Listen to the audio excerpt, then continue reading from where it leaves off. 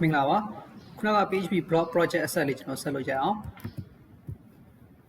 အဲ့တော့ခုနကကျွန်တော် app blog form လေးစောက်ပြီးသွားပြီเนาะအဲ့တော့ဒီမှာဘာကြံလဲ submit button ကြံနေเนาะ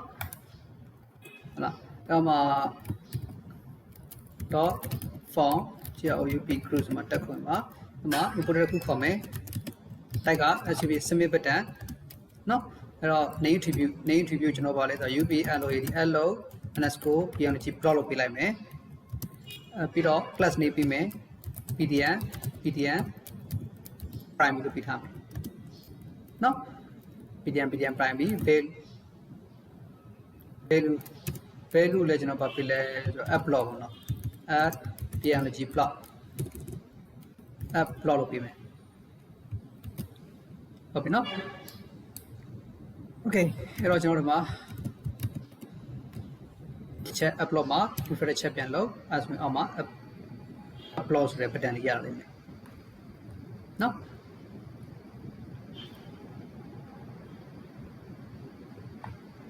okay အဲ့တော့ကျွန်တော်တို့file မှာဒီ file data တွေ file မှာ database တွေထည့်တော့မယ်ပေါ့เนาะအဲ့တော့ header မှာလည်း database ချိန်ထားရတာเนาะ database မှာ database ချိန်ထားပြီးတာ okay အဲ့ဒါဆိုကျွန်တော်တို့ upload မှာစပြီးမှာဒီမှာ query စရေးတော့မယ်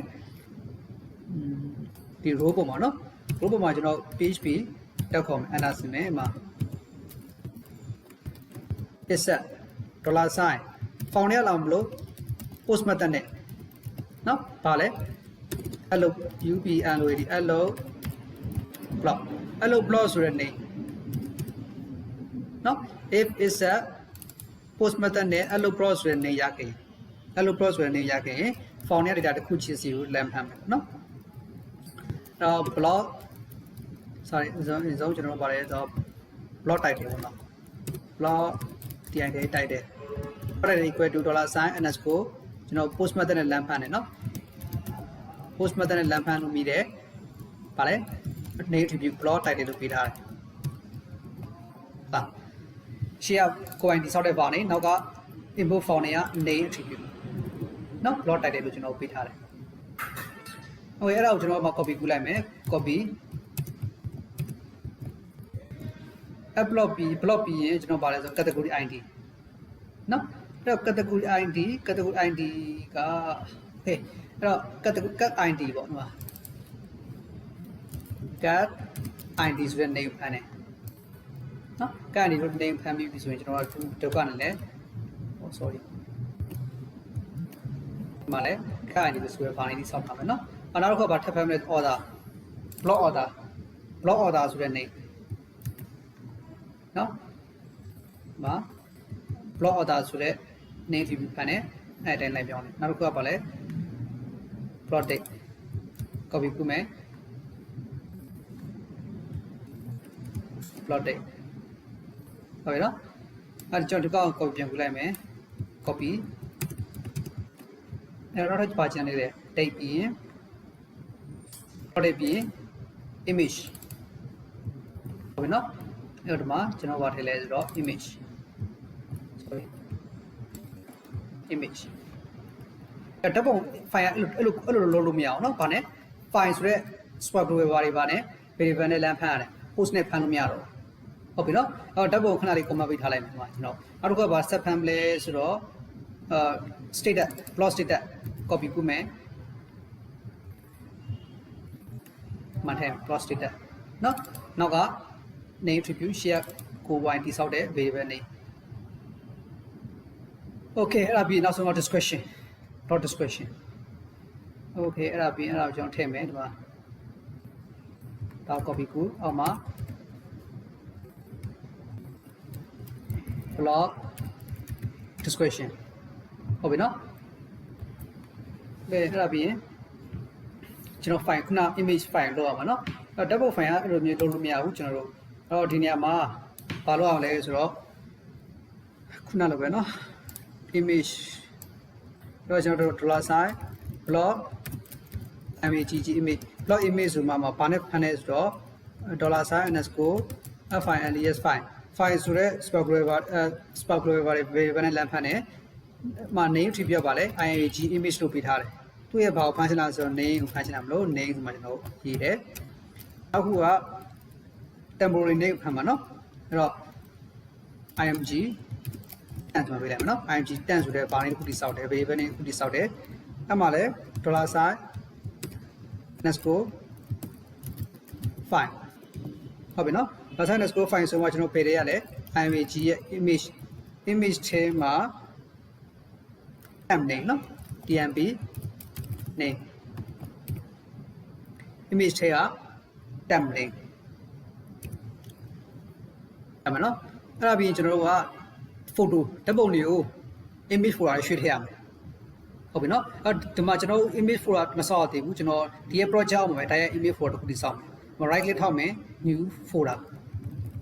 file ထည့်ဖို့အတွက် folder နဲ့ကျွန်တော်ပါလဲဆိုတော့ img image လို့ပြလိုက် img ရဲ့ images လို့ပြလိုက်ဟုတ်ပြီနော်အဲ့ဆိုဒီမှာ images ဆိုတဲ့ folder တစ်ခုရောက်လာပြီအဲ့ထဲကိုကျွန်တော်ရွှေ့ထည့်မယ်ဘာ function သုံးလဲဆို move allocated file နော် move allocated file ရဲ့ပထမ parameter file နဲ့ဒုတိယ parameter description ပထမ parameter file နဲ့ကပါလဲဆိုတော့ temporary name နော် $sign ပါလဲ img temp ဆိုတဲ့ခုနတိစောက်ဒီပေါ် variable name နောက်ကကောင်ကျွန်တော်ပတ်လန်းကြောင်းနော်အဲ့တော့ကျွန်တော်တို့ကလက်ရှိကဘယ်ထဲမှာရှိနေရလဲ admin panel ကနေပြီးတော့အပြင်က image တွေကိုထည့်မှာဟုတ်လားအဲ့တော့ကျွန်တော်ကအရင်ဆုံးအပြင်ထွက်ချင်တာအပြင်ထွက်မှာဆို .// အပြင် image folder နဲ့ကပါလဲ img ရဲ့ images နော်အဲ့တော့နောက်မှာ slash ပါမယ်နောက် dot ဆိုမှနောက်မှာ $sign ပါလဲဆိုတော့ block image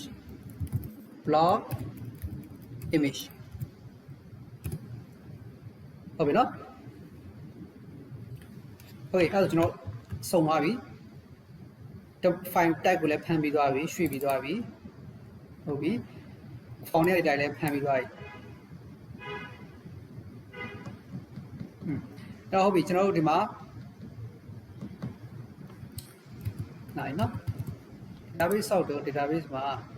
ခဏလေးဒီကောင်းလေးနားပေးထားမယ်နော်နန်းလို့ဖြစ်နေလားအဲ့တော့ကျွန်တော်တို့ loss တွေကောင်းလေး comment ကောင်းလေး view ကောင်းလေးမထည့်သေးဘူးပေါ့နော် comment ကောင်းလေး view ကောင်းလေးမထည့်သေးဘူးအဲ့တော့ဒီမှာခဏလေးကျွန်တော်နားပေးထားမယ်ဒီမှာချိန်လိုက်မယ်နော် comment ကောင်းခဏလေးချိန်လိုက်မယ်ဒီမှာ default နေရာမှာခဏလေးနားပေးလို့ပေးထားမယ် save လုပ်လိုက်မယ်နော်နားဆိုတော့ပြောင်းမှာ save နားဖြစ်သွားအဲ့ဆိုရင်မထည့်လိုက်ရဒီရဲ့ row ကပြီးတော့ view count လည်းချိန်လို့မယ်ဒီမှာ default နေရာမှာအားပေးမယ် save မယ်ဟုတ်နော်အဲ့ဒါနားဖြစ်သွားပြီဒီနှစ်ခုကလောဆယ်မထည့်သေးဘူးပေါ့နော်ဟုတ်ပြီအဲ့ဒါပြီးမဟုတ်ရင်ကျွန်တော်တို့ဒီမှာအဲ့လိုတင်လိုက်ပြီဆိုအဲ့ဒါတက်နေမယ်အမနောက်ဒါကိုထည့်ရမယ်ဒီ feed ကြံခဲ့တယ်ဆိုမှဟုတ်ပြီအဲ့တော့ပြီးတော့ကျွန်တော်တို့အောက်မှာ define ကျွန်တော်နောက်ထပ် query ဆောက်မယ်ပေါ့နော် $sign query မှာပါလဲဆို insert query insert ထည့်ပါနော်အဲ့ insert query ကျွန်တော်ခုန table တော့ယူမယ်ဒီမှာ SQL လို့သွားမယ် SQL insert query ကျွန်တော် insert ကို block ကိုနဲ့အားလုံး copy ခုမယ် control A control C နဲ့ copy ခု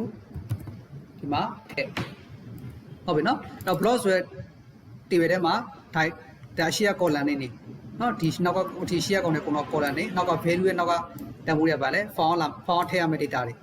အဲ့တော့ ID က port တိုးအောင်မလို့ ID ကိုကျွန်တော်ဘာမှလုပ်စရာမလို ID ကို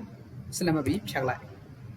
နော်အဲတခုတိထားမှဒီမှာဒီ select လေးတွေတော့မထိပါနဲ့ဖြတ်လဲရတယ်ဒါပေမဲ့ကိုကိုအသိမထည့်နဲ့နော်ရှေ့ကဒါ best select လေး best select နဲ့ဟိုနဲ့မတူဘူးနော်ဟုတ်ပြီအဲ့တော့နောက်က value တွေအကုန်လုံးနော်လက်သေးကွင်းတွေက value တွေအကုန်လုံးကျွန်တော်ဖြတ်လိုက်မယ်နော်အဲ့တော့ဘယ်လိုအရင်ဆုံးပါတာလဲ category ID ပြီးတော့ title order လာအဲ့လိုအစဉ်တိုင်းထည့်ပါမယ်အဲ့တော့ပထမဆုံးပါတာလဲ sorry single quote ထဲမှာ $sign cat ID ကျွန်တော်ထည့်မယ်နော်ဒီမှာ cat ID ကျွန်တော်ဖန်ထားတယ်အဲဒုတိယပါလာလဲ title blog title $sign blog title တတိယ order $sign blog order နောက်တစ်ခုက date နော် blog date ပေါ့နော်$sign blog date နော် order date ပြီးရင်နောက်တစ်ခုက order take image အဲ့တော့ image ကဒီမှာနော်ဒီပေါ်ကကောင်ထည့်ရမယ်ဟုတ်ပြီနော် block image $sign block image now your description block description $sign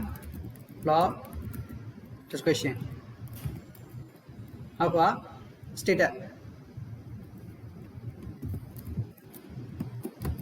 status ဟုတ်ပြီအဲ့တော့ comment ကောင်းနေ view ကောင်းနေမထည့်ဘူးဟုတ်လားအဲ့တော့ကျွန်တော်ဒီမှာပါလဲအဲ့ကောင်တွေကိုဖြတ်လိုက်ဒီ column တစ်ခုကိုဖြတ်ထားလိုက်နော် comment ကောင်းနေ view ကောင်းနေမထည့်ဘူးအဲ့ဒါကိုဖြတ်လိုက်အဲ့နောက်ဆုံးပဲထိလဲ status ထိပဲဒီမှာ comma တွေပို့လို့မရဘူးဒိုးလို့မရဘူးကြံလို့မရဘူးဟုတ်ပြီနော်အတိအကျလို့အောင်ဖြည့်ရမယ် query တွေကအရေးကြီးပါတယ်နောက်မှာ semi comma ပိတ်မယ်ပေါ့နော်အဲ့တော့ကျွန်တော်ရဲ့အကောင့်တွေကိုမှန်လားကျွန်တော်တို့ query ချိန်ပေးမယ်ပေါ့ my sqli QU ပြပါတယ် query ဆိုတဲ့ function နဲ့နော်ပထမ parameter ပါလဲ database ကလာမယ် connect ဒုတိယ parameter က connect ဖြစ်နေ COMME city connect ဒုတိယ parameter ကအခုရေးလိုက်တဲ့ query နော်အဲ့တော့ mysqli query ဆိုတဲ့ function နဲ့ကျွန်တော်ချိန်ပေးတယ်စေးလိုက်မယ်ဟုတ်ပြီနော်အဲ့တော့ဒီမှာတစ်ခုကြည့်ထားမှာပါလဲဆိုတော့ category မှာကျွန်တော်ဘာမှမထည့်ရသေးဘူးနော်တော့ category မှာကျွန်တော်မှာတန်ဖိုးတစ်ခုပဲထည့်တာတန်ဖိုးနော်0ဆိုမှထည့်တာမယ်နော်ဘာမှမထည့်ဘူးနော်0လုပ်ပေးထားမယ်defaultပေါ့နောက်မှကျွန်တော်ဒါလေးပြန်ပြောင်းမယ်ဘယ်လို category table ဆွဲထုတ်ပြီးမှလုပ်မှာလက်ရှိတော့ဒီပထမဒီအဆင့်ကိုကျွန်တော် insert ထည့်ကြည့်မယ်နော် category မှာဒါလေးထည့်ပေးပါယာယီပေါ့နော်ဟုတ်ပြီဒီအဆင့်ပြီးပြီဆိုရင်ကျွန်တော်တို့နော်ဒီမှာ upload ကိုတစ်ချက် refresh ပြန်လုပ်လိုက်အဲ့တော့ဒီမှာ title နေရာမှာနော် testing title ဆိုမှထည့်လိုက်မယ်0ပဲထားရမယ်နော် order ခုနကျွန်တော်0ထည့်ရလို့ကိစ္စမရှိဘူး order နေရာမှာမောင်းလို့ထည့်မယ် date နေရာမှာ date တစ်ခုရေးမယ်ပေါ့နော်ကျွန်တော်မှာ date တစ်ခုရေးမယ်ပုံရေးမယ်ပေါ့နော်ပုံထည့်လိုက်မယ် height status ကတော့ height ပဲထားရမယ် Lawrence survey တစ်ပိုက်ထည့်မယ်ပေါ့နော်အဲ့တော့ဟိုREN Lawrence အဲ့ Lawrence expanse survey တစ်ပိုက်ထည့်မယ်နံပါတ်လောက်ထည့်ရမယ်နော် okay ပြီးကျွန်တော်ဗာလဲ upload နေလိုက်မယ် okay ဘာမှဖြစ်သွားအောင်နော် database ထဲလည်းဝင်တော့ကြည့်မယ် database ထဲဝင်မှန်တယ် database ရဲ့ browse ဆိုတဲ့ channel လိုက်မယ် plot table ရဲ့ browse ဝင်နေလိုက် okay ဝင်နေနော်မ ID နံပါတ်က1 category က0ရိုက်ထားရတယ် testing order နော် date image description height မှာဒီကောင်တွေကနားပြီးထားတယ် okay အဲ့ဆိုရင်ကျွန်တော်တို့အခုလက်ရှိလုပ်ရေးရတဲ့ query အဲ့လိုလုပ်တယ်မှန်တယ်ပေါ့ဟုတ်ပြီနော် image folder လည်းဓာတ်ပုံရောက်လာတွက်ကြည့်မယ်နော် image folder ထဲမှာလည်းဓာတ်ပုံဝင်လာခုနကကျွန်တော်အဲ့လိုတင်လိုက်တဲ့ဓာတ်ပုံ file ဝင်လာပြီအဲ့တော့အများဆုံး